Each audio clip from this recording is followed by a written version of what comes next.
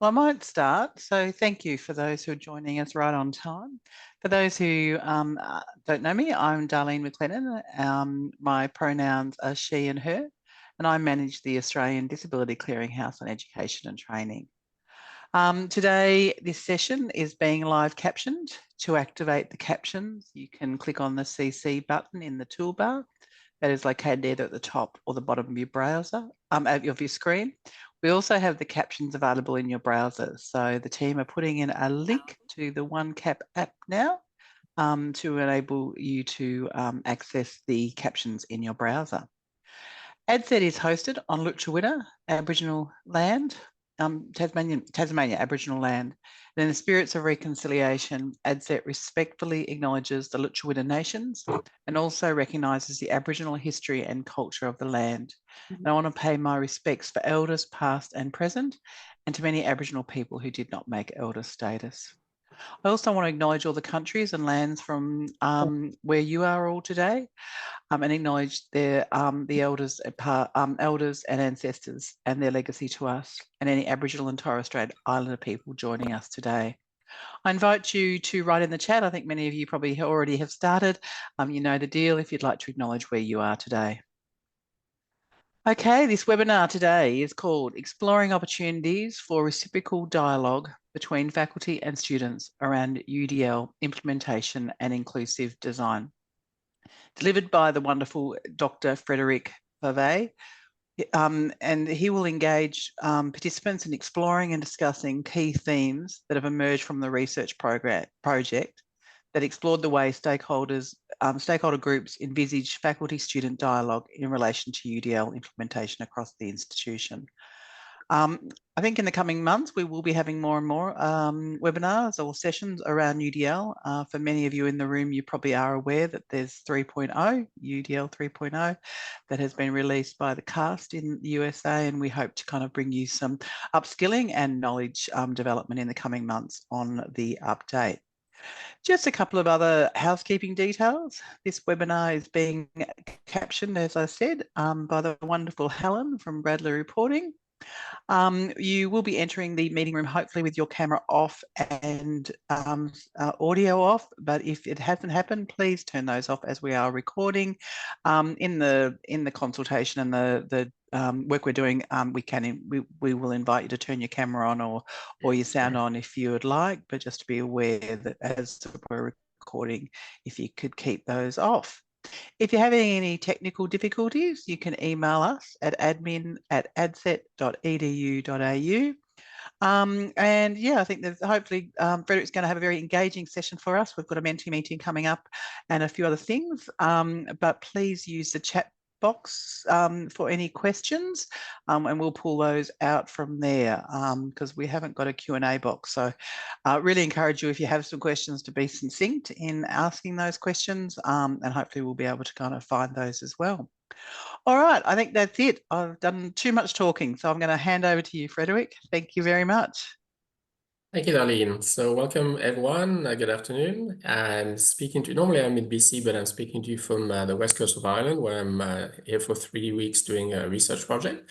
So I thought I'd share with you some of the outcomes from a study which I was able to carry out in 2024.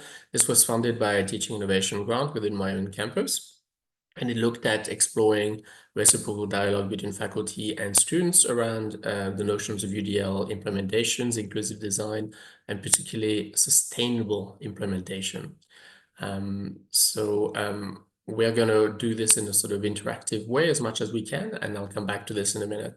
I want to do my own acknowledgement too, and acknowledge that the campus on which I work is located on the unceded, traditional, and occupied territory of the Kamloops to Sequapam, within Sequapam Hulu, and also acknowledge that learning has happened on these lands for millennials before settlement. I would stress, because we do land acknowledgement both in Australia and Canada, that maybe beyond making line acknowledgement, we need to look at how UDL serves also the needs of decolonization. And I'll do a merciless plug there, but I've got a book coming out later this fall on decolonizing UDL, where quite a few Australian scholars have contributed to that as well. So keep an eye out for that. I think it's going to be more of a pressing topic as we move forward. A little bit of an introduction for those who don't know me. I work in BC. I'm an assistant professor of disability education at Thompson Rivers University, which is located right in the center of BC, so far out west. My focus is on inclusion, UDL, accessibility, social justice in teaching and learning.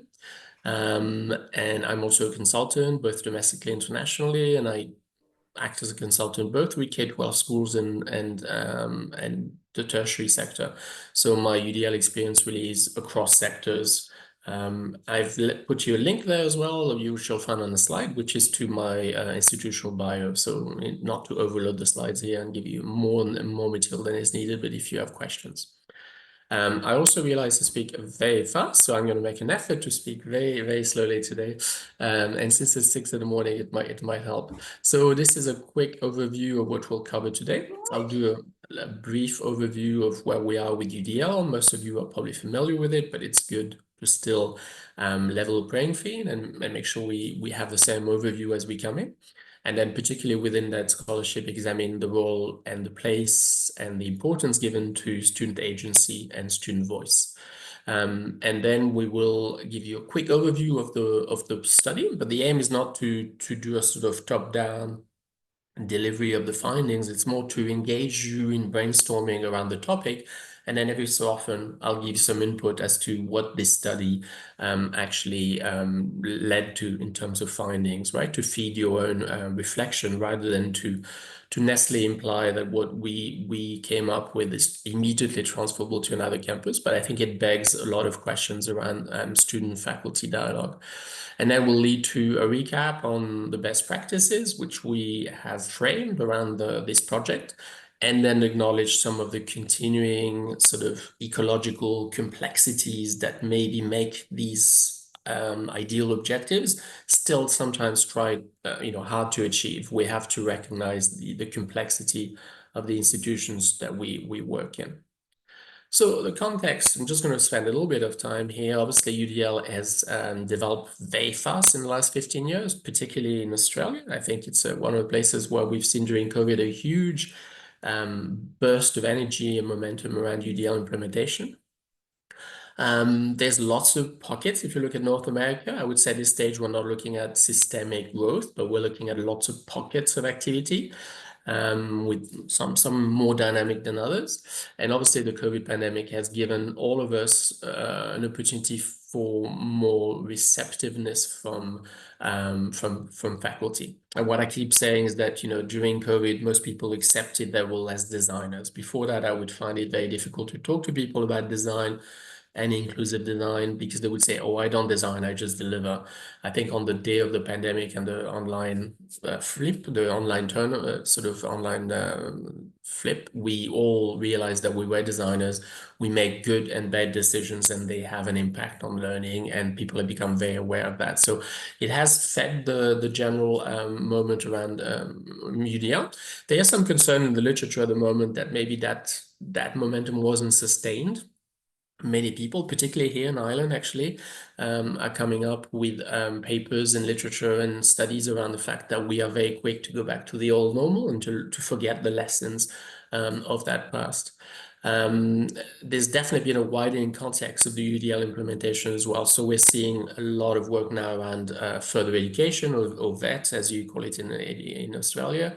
Labs, work in UDL in labs, so not just classroom lecture hall, but other environments around experiential learning context, so courses that are happening outside the classroom, within graduate supervision as well, something which hadn't so far been talked about, within field placement, in relationship with field partners, etc.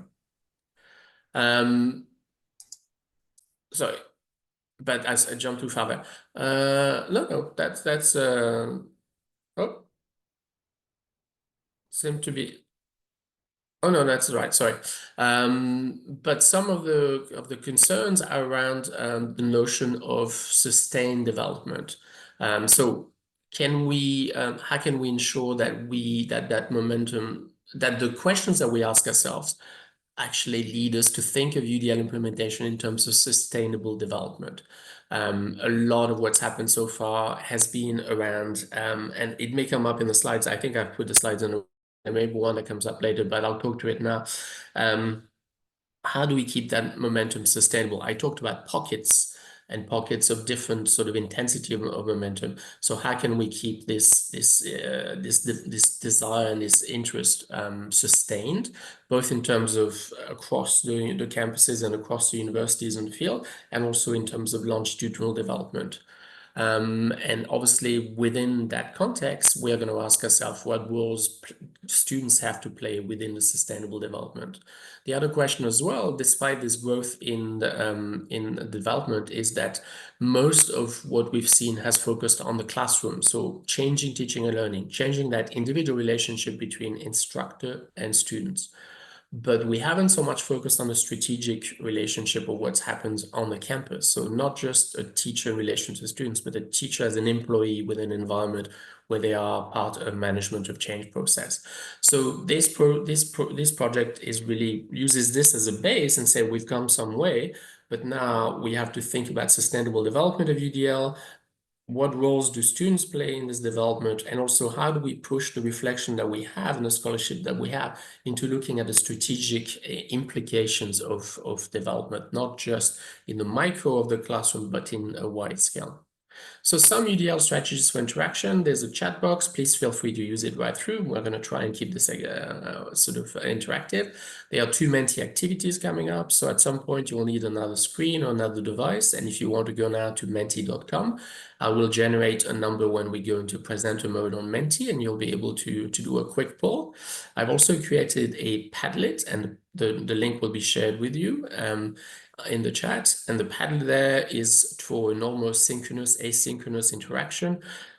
Asynchronous in the sense that it's going to happen very quickly, not maybe while I talk, but as soon as I get off this, I'll be able to respond to any questions you have or any conversations you've started. Also, I do have social media, so LinkedIn, X, Blue Sky. If you feel like you want to continue some of these questions on there, don't hesitate. And you will have my email on the last slide, so feel free to email if there are questions that are more individual or personalized that you don't necessarily want to share with everyone, but you want an answer to. So this was the slides I was talking about that I already started talking to. So again, sustainable development, questions mark there, involvement of students in that sustainable development, question mark there as well, and also literature that focuses mostly on teaching and learning reflection, but not on our strategic implications. So this was really the basis for this study, and it was really about like, well, how do we start looking at all this and actually bringing some of the rich themes for analysis forward while trying to look at what this development might look like. And again, here I will talk about UX. UX is the user experience. It's a term used in design. So this notion that, in the literature so far, we talk a lot about student voice, student agency, but this notion of actually going to look at students' lived experience, their rich narratives on design, and the role that they see themselves playing in the implementation of UDL is not really so far addressed. So we are going to go to Menti now. And before I switch screens, I'm going to give you the questions before we go to the poll and generate numbers. So we'll do this progressively. So my question is really to gauge the room a little bit. I see there are some 60 of you online. I want to know, how successful do you feel we are currently as a field, so the field of education generally, into taking into account student voice and student agency, and the role that students may play in UDL integration and implementation, or even in the reflection that students may play in how we are looking at UDL integration and implementation. So the choices you're going to have are very successful, moderately successful, starting to tackle this, behind and not catching up, or ignoring this so far. So I'll let you have a look again at the question. How successful do you feel we are currently as a field in taking into account student voice and agency and acknowledging the student's role in UDL integration and implementation, with 5 choices going down from very successful to ignoring this so far.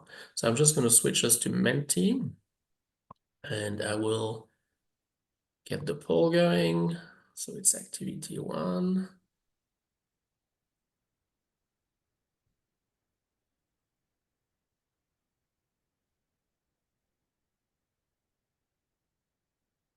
Let me just see, I've got to reduce this. Okay, so the code at the top is 53, 42, 39, 83. So 53, 42, 39, 83, and I'm going to let you vote. Obviously, the need to gauge the room is the same as the need that we have in the field to get, first of all, a perception of how instructors and service providers and partners in the field and student affairs personnel feel about this, because whatever the reality and the facts are, we also need to see how people position themselves for the topic in the first place. Because if we're trying to gauge the desire for change and the willingness and receptiveness to change and how people want to interact with this, we've got to see how they feel that this is a topic that is, first of all, needed. So we've got a vast majority so far, 20 that are saying starting to tackle, and we have 13 saying behind and not catching up, 6 ignoring this so far. So you see that we really have the great majority of the room, as you're voting, is already thinking that this isn't something which is not given enough attention. Certainly that would be one word that would that would be able to describe 3 of the voting patterns there, with a small percentage say moderately successful. So I'll let you continue to vote on this. It was to get a snapshot. For an interest of time, we'll continue, but we will share the slides afterwards. So do continue to vote if you haven't already. Back to the slides.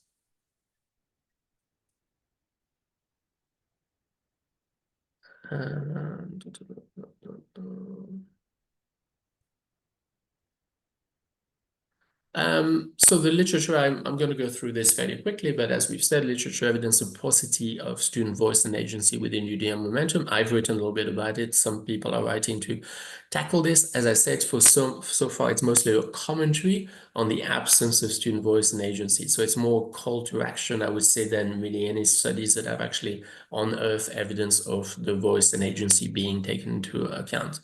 Obviously, we have structural issues in tertiary that make this very challenging. So we have a siloing of department services. So even if that agency of students happen, it wouldn't happen it wouldn't happen across the board because of the way that we structure our universities and our institution.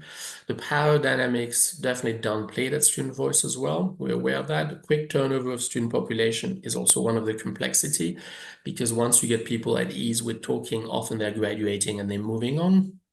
Complexity of the bureaucratic process that are challenging for students to master. I'm thinking, even students involved in Senate, it takes them a year to understand the process of Senate before they can really find their voice, and often by then their term is finished.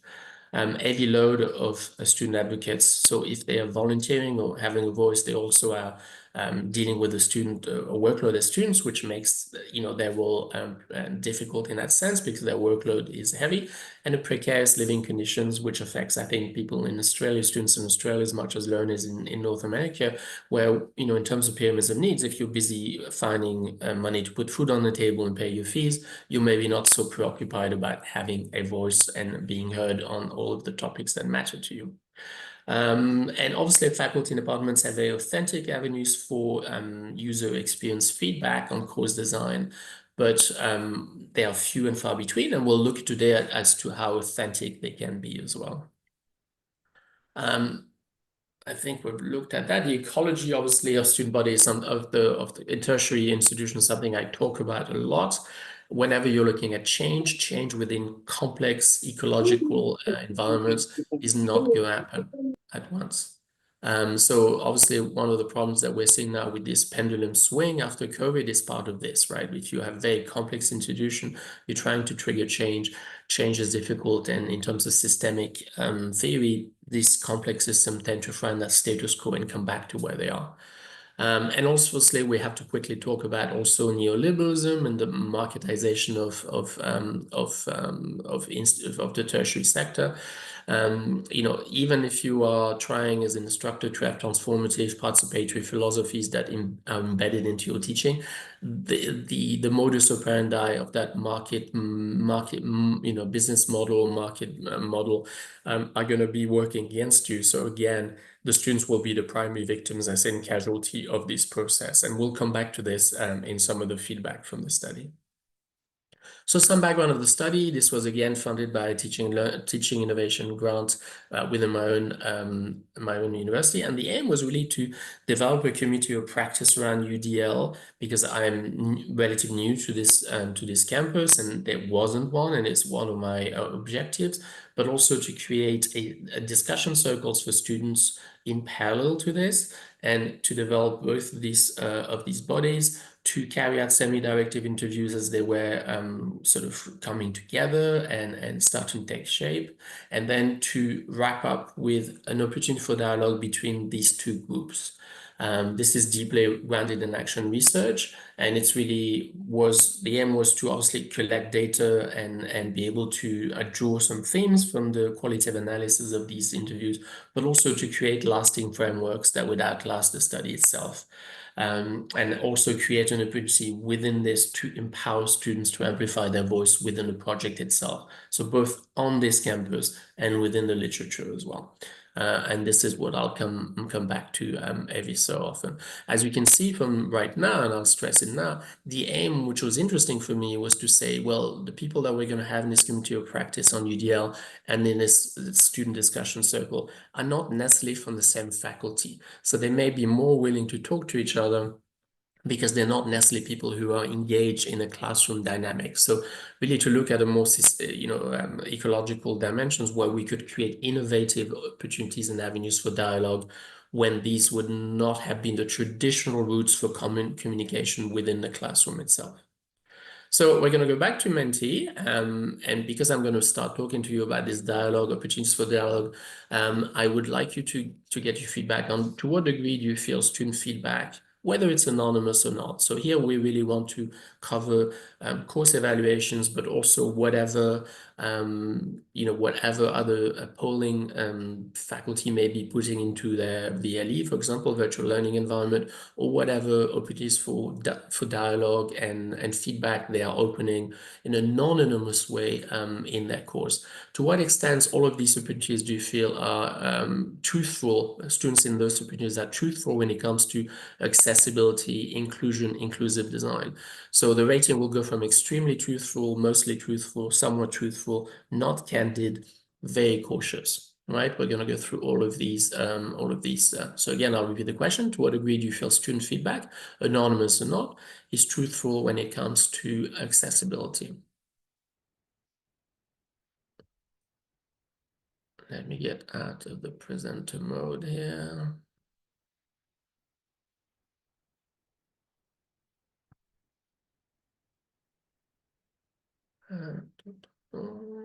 Bear with me. Activity 2.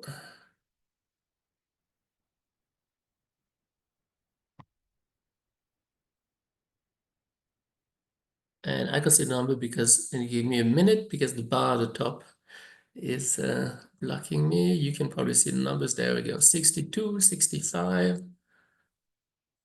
So every time the chat activates, I get blocked. Sorry, Frederick, I Yeah. can read it. It's Okay, 62, 65, 1670. Thank you so much.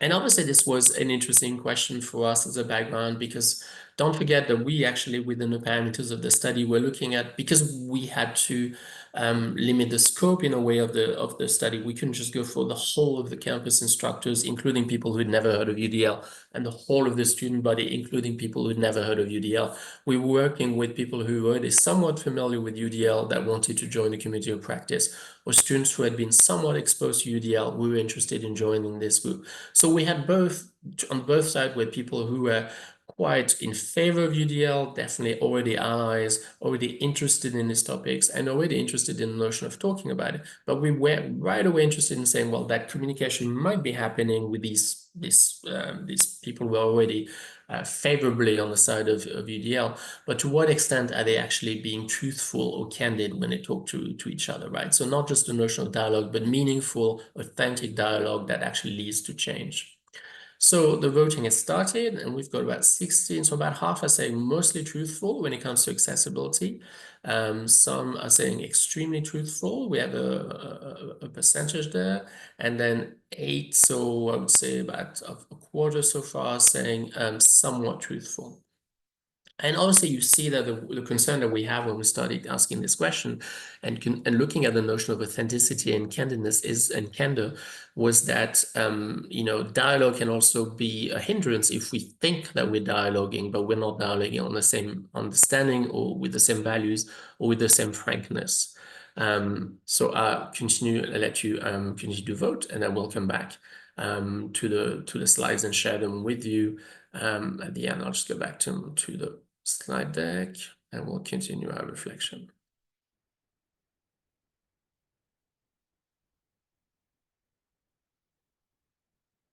So from this point, the workshop will divide into 3 layers, because these are the layers on which we started to do the coding of the data. And the first big division in the categories where people were either talking to us about their classroom and the interaction of the students within their classroom, and that was the microsystem. Similarly, students would be talking to us about the individual relationship they had with instructors within classrooms. The second level was at faculty level. So some of the students and some of the faculty were talking about dialogue at faculty or departmental level. Particularly some of this was formalized, so students being present on faculty council, students having a say in certain process of change happening within faculty and department.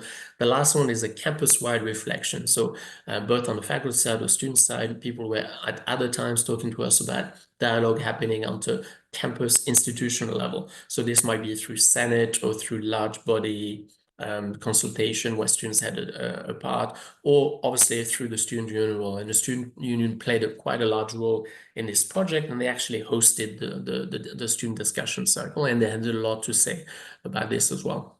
So if we look first of all at the microsystem, the classroom itself, if we look both at students and faculty, we were expected to see a great deal of divergence as to what these two perspectives were offering in terms of what they see. Again, the question was sustainable development. How do we get there? What are the priorities that we set?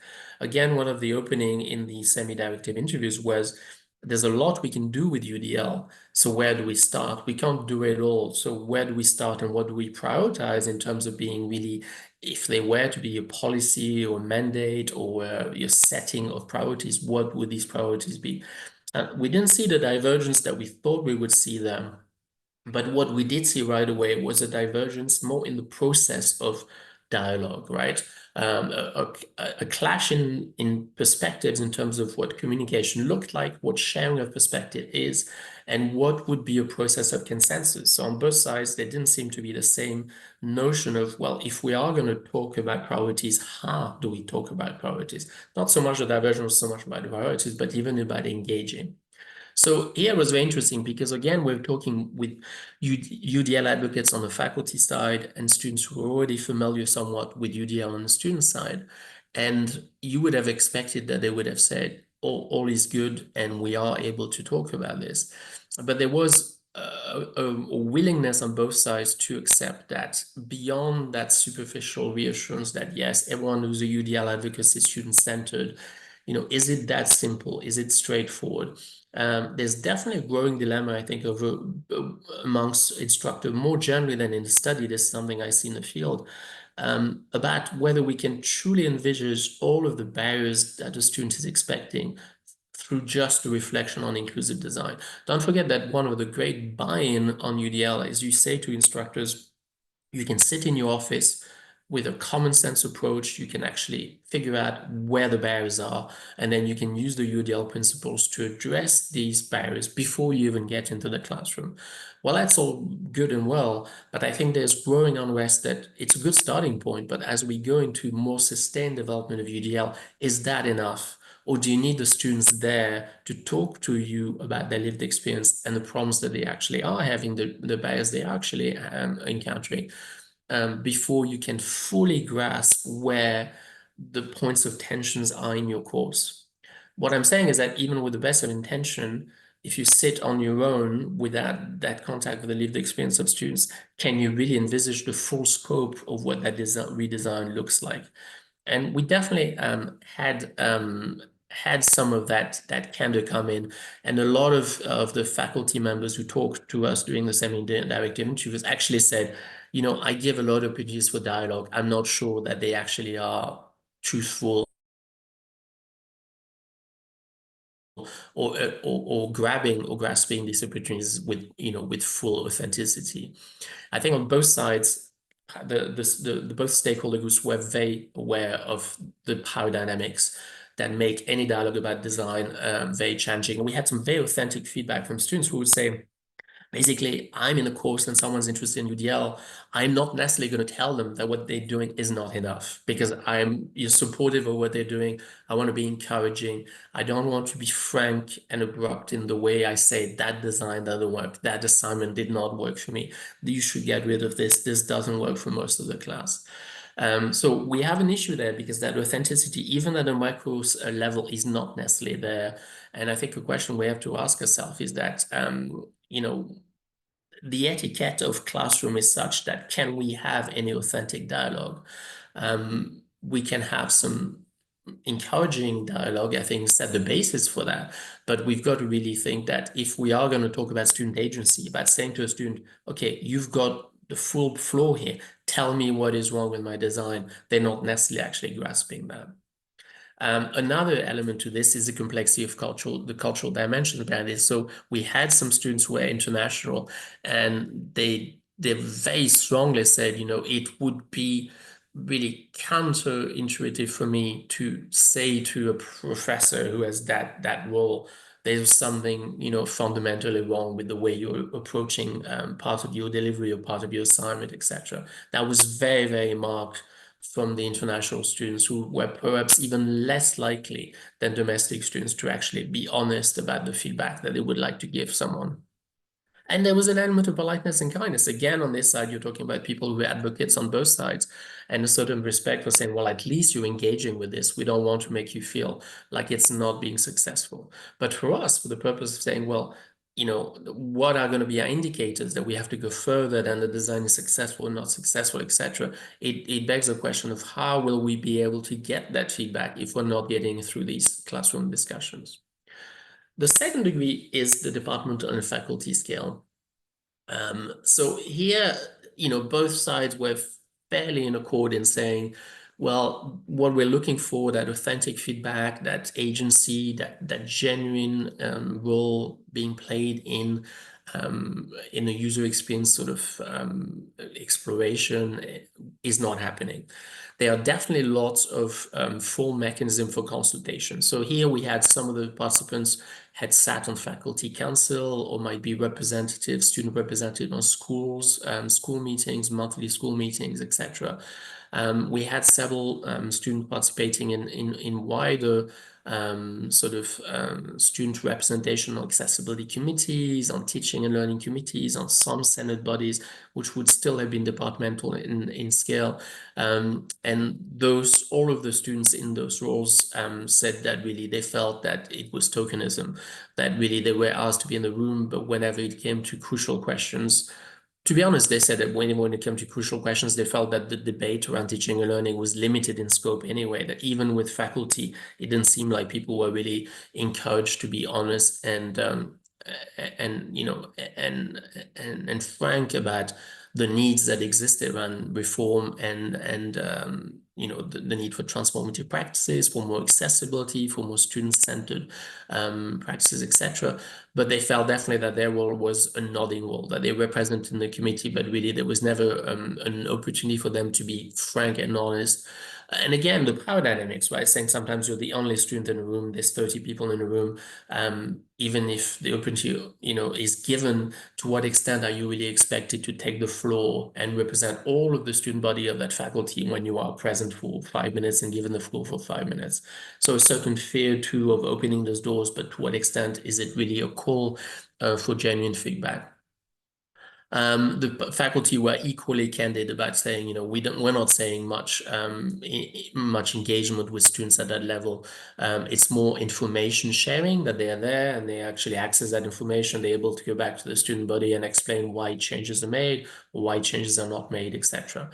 So definitely a lot of reflection here needed in terms of how do we engage students at departmental faculty level. We give them these roles, but to what extent are these roles genuine, authentic, etc. There's also a turnover issue that comes up later, but the notion of turnover, a lot of these roles and committees are 1 year. So if you meet 9 times during the academic year, it takes you a couple of meetings to get used to the routines and the etiquette of the meetings. We all wrap up by the end of the academic year. So you've really got about 6 monthly meetings there where you can, spread your wings and actually start to get a role. And most students felt they didn't manage to get a role within that. And faculty were equally, as I said, transparent, candid, and dubious as to whether this represented any significant engagement. Again, interestingly, the students themselves say, well, we're not sure that faculty are given much voice either in terms of teaching and learning, accessibility, and UDL within these bodies anyway. I think I've covered most of this. So I'm going to skip this one. And we're going to go to the third one. So the third one was the campus-wide role.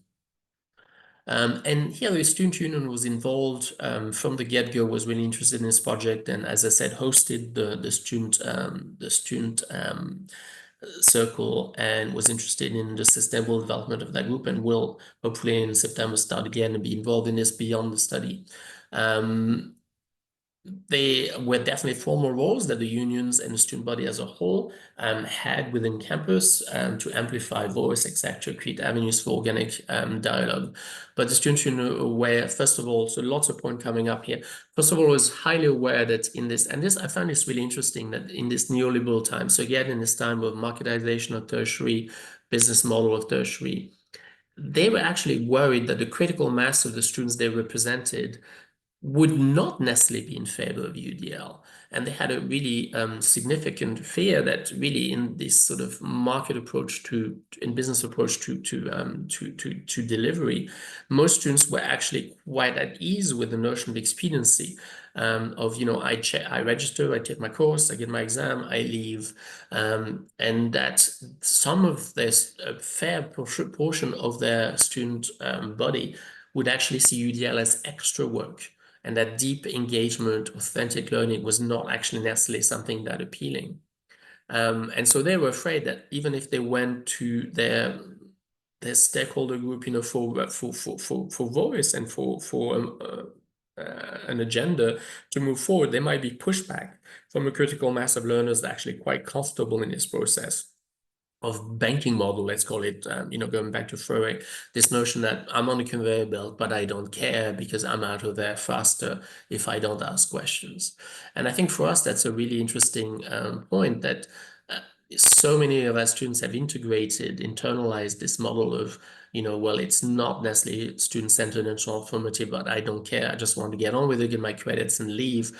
That when you're trying to get the student role, it might be actually really problematic to get a critical mass of these students actually saying, no, but this is something that we are interested in and we want our student representative to actually act on it. Now, this is interesting on many levels. I keep talking about the notion of transitional friction, that we maybe are very quick in UDL to say, oh, if we offer this to students, we're going to see immediate results and they're going to love it.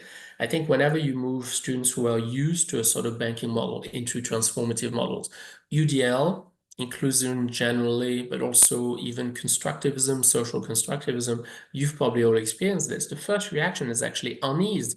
Well, I'm on something which I don't like, but it's a conveyor belt that I'm used to.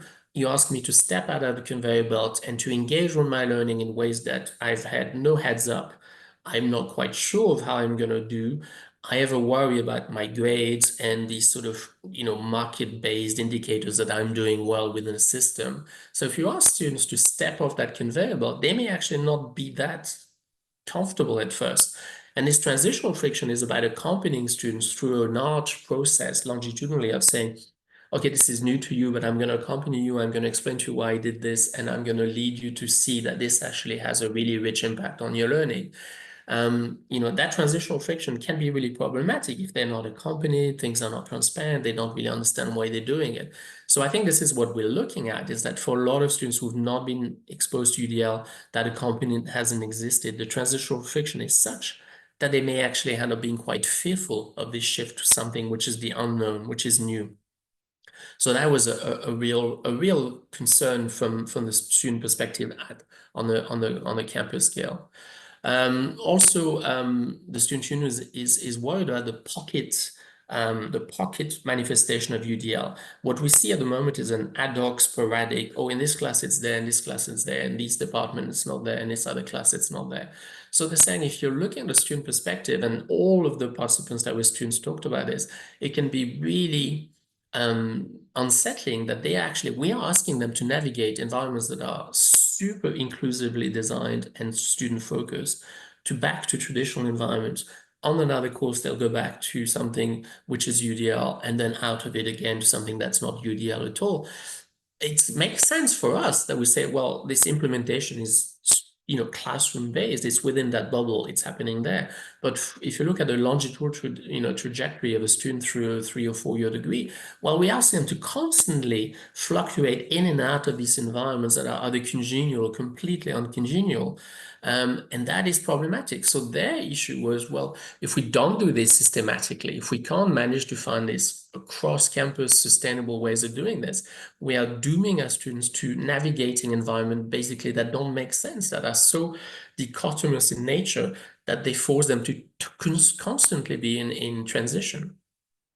Interestingly, there was also some ethical concern. So this is anecdotal, but when I asked ethics for this project, it was rejected twice. And the argument from the committee, the ethics committee, the IB, was don't create a window for dialogue between the stakeholders because it might be disruptive. Now, I found that's really interesting that even an ethics committee would say, well, why create an issue when there isn't an issue? Why create a dialogue where people might have conflicting views when there's no need for the dialogue to happen? And I do have two goes at going back and saying this is the whole point of this process, is to create that window for dialogue and see what we get. So you see that we're so fearful as well of the paradigms and creating views that are clashing, that we actually prefer to back away as institutions, say, well, we don't need to even create that. And I think when you look at the spring we've had, well, the fall for you and the spring we've had of the protests around the world and universities going back to a very 60s process of we have something to say and it may not be what you want to hear, is interesting, even for us in terms of UDL, right? To what extent are we ready at a campus level, institution level, to hear dissent and hear that people's visions are clashing, etc. The role of a student union is crucial in UDL and students generally, but as a student body here, we're talking about systemic, is crucial. But these bodies and these students may be hesitant because they don't necessarily have the know-how to create an awareness exercise. So the logic of the conversation with these students at that level of the whole institution was, we have a critical mass of students who may not understand this, who may not be comfortable with it, who may not see the logic in trying to do this. So we need awareness. But who's going to create that awareness? And they were saying, we don't have the know-how, we don't have the expertise to create the resources for us to have this internally to be able to actually train our students. And then there was a reluctance to say, well, even within the paradigms, do I go to a faculty to say, create the material for us, please? So this is, again, in the terms of the ecological complexity, quite complex, right? The stakeholder knowing what they need, but not quite being quite sure where they will be able to get them.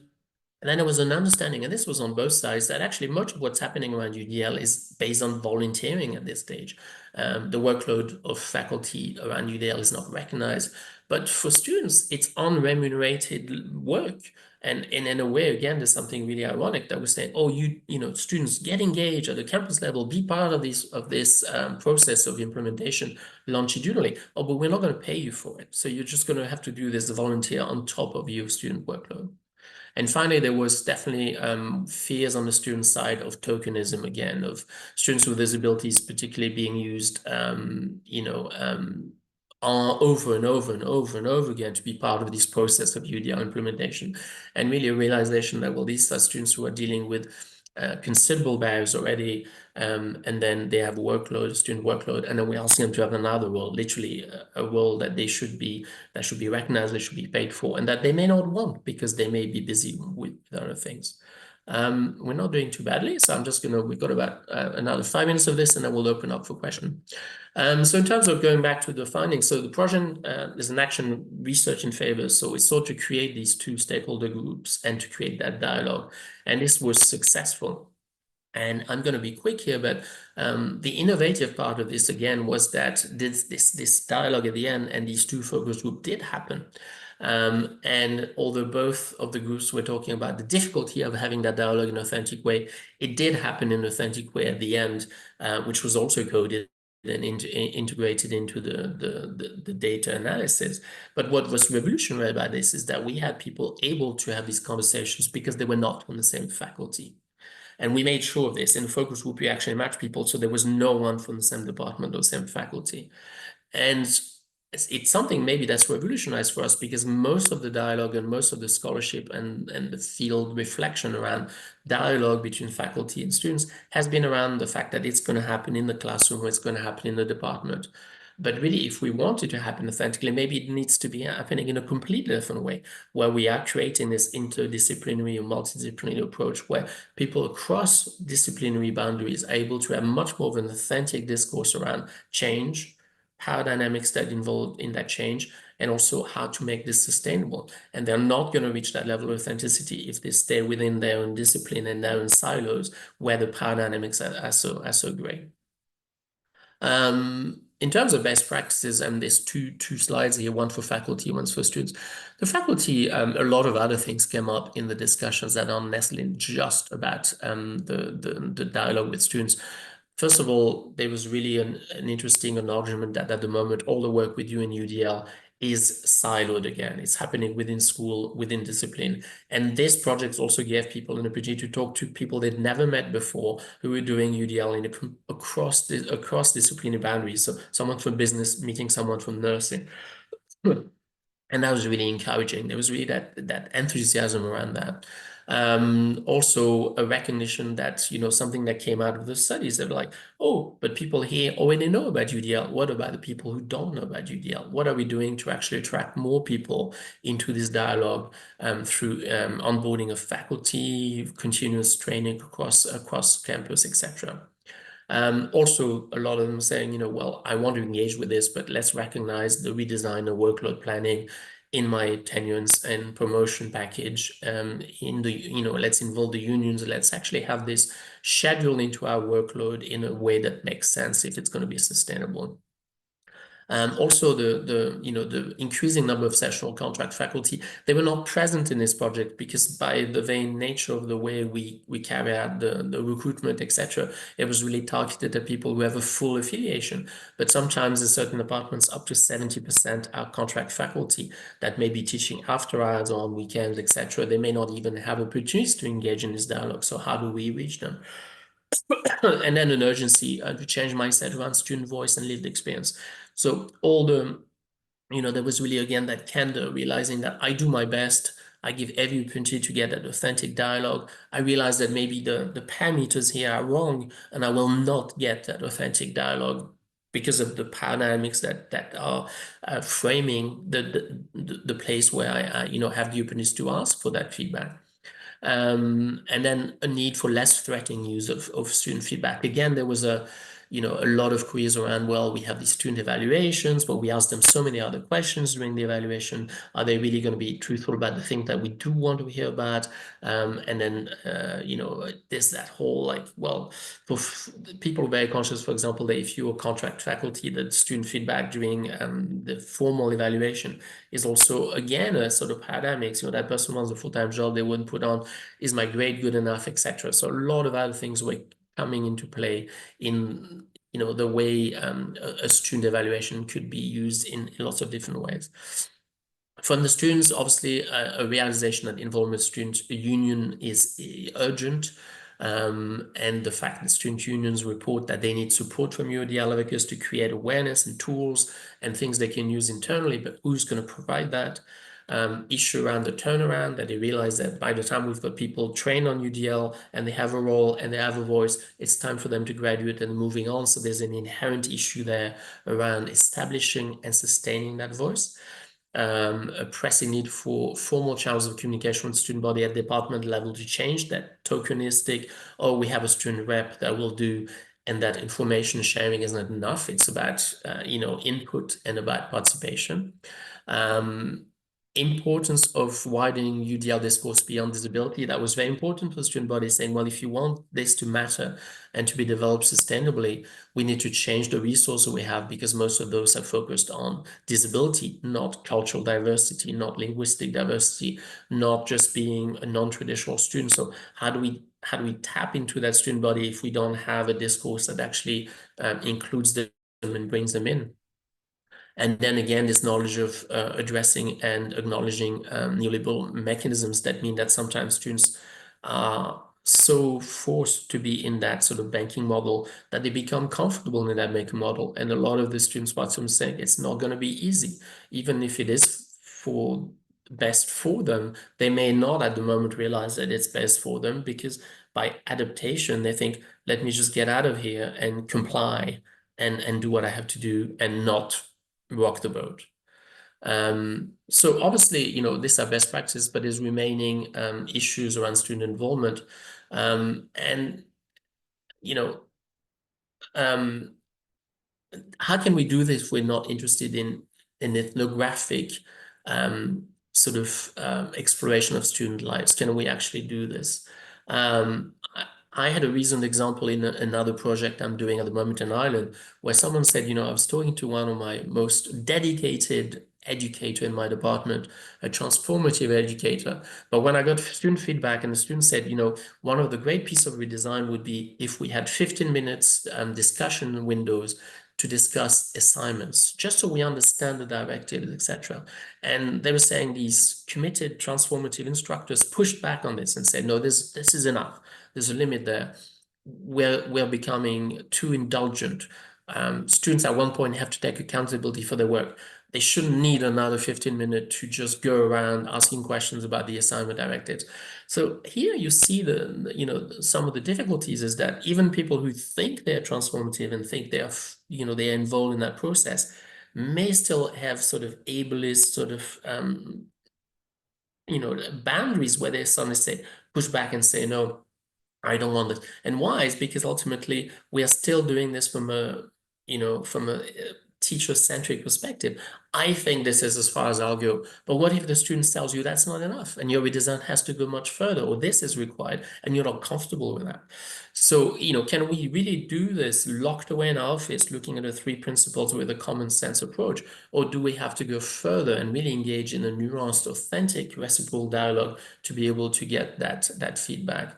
Now, to what extent do we also deconstruct the mechanism for student consultation so they become meaningful? That's more administrative at the department level. And then how can we create powerful avenues for participation of the student body at campus level without relying, on the volunteering, on the fact that, or can we avoid the fact that there's no formal training or awareness for that student body around UDL, and that they themselves may be very precarious in their approach to DL because of this frequent turnover. So these are all really ecological problems that we have to address as we move forward. Again, this study functioned with faculty and students who had some degree of awareness of UDL. Now, if we went to the whole body of faculty and the whole body of students, that would have been even more complicated. So scaling up this project raises other issues of, well, they've never even been introduced to UDL. So how do we even begin that dialogue when there's just no awareness on either side for both stakeholders? Now, I did want to finish off in the last 2 minutes with just talking about, this ethnographic. Just want to draw you to the work of Jutta Trevianus. She works at the Inclusive Design Research Center at OCAD, which is the Ontario College of Arts and Design in Toronto. And she's someone I have a lot of respect for, because she's sort of pushing UDL further and saying, can we do UDL without engaging and being constantly in contact with the lived experience of diverse learners? Is it possible? Essentially, she said, how can you do inclusive design if you're not involved in user experience or in exploring the user experience or collecting the user experience? And I think for a lot of us, it is, the first wave of discourse on UDL has been useful in saying anyone can do this. It's really user-friendly. Well, it is, but can you really sustain this and make it really deep and meaningful and transformative unless you're continuously interacting with UDL experience? I'll tell you something which is anecdotal, but for me, I find fascinating. I'm carrying out this big project at the moment on, instructors in Ireland that have taken part in the UDL badge and what do they do with it and carry it forward, etc. Every single person who is in the study and has taken the UDL badge has some family contact with a person with disability. And they talk to you about the kid, or they talk to you about their brother, etc. I find that really, really interesting, because we've never quantified this. But to what extent the people that are motivating themselves into continuing this work, is it not because they have somehow a window into the lived experience of people who actually are experiencing those barriers? And to what extent can we do this otherwise in a sterile way if we don't have that? So those are questions I leave with you, and at the end of this session. We've got a couple of minutes for question if there's something that jumped up. So I took a lot of time there. There's something that jumped up in the chat. No, there has been. So it's been great to listen as well as be engaged in the chat. There's been some fabulous sharing of resources and information and chat. We've had quite a few questions come through, but the reality is with only 4 minutes to go, we're not going to get to them all. So just thinking first off, the best question to ask would be, what tips could you give on ways to elevate and celebrate the work that's been done by staff and students? What are some tips you can give to us to help us to elevate that? Well, I think something I keep hearing now is the notion of, beyond inclusive design. It's more and more people are bringing to the discourse the notion of co-design. And I think if we look at co-design, it sort of widens the discussion into that more authentic territory, right? It's also more threatening. So instructors are often quite scared of co-design. But I think if we start using that vocabulary and bringing it in, it's going to open the door to, first of all, to celebrating, as you've said, the work that some people are already doing, but also to, from the start, to say, this is what we're really aiming for, not just consultation, not just a quick poll, co-designing. They have to be part of this movement. And really, it brings me back to the work of Jutta Trevianus. Can we even think of UDL or inclusive design without at some point saying, I'm going to need to do this in a co-design process and involve the students fully in this process? Yeah, excellent. Another question was around the involvement of the academic board and uni councils. I know you talked about the student involvement in Senate, but like in this research and in the work you're doing, what involvement have the boards or councils, played in the decisions or discussions around UDL?